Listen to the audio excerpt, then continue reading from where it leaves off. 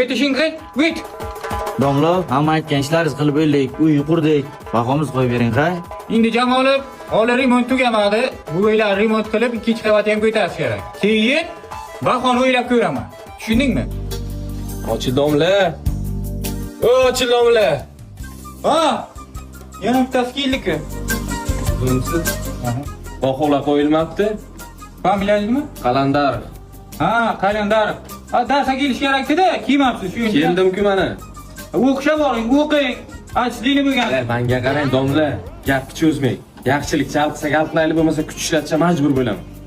Kuchingiz ko'pmi? Ha, ko'p. Aytdim men sizga kuchim ko'p deb. Malades, shunday harakat qilsang 5 olasan nasib qo'ysang.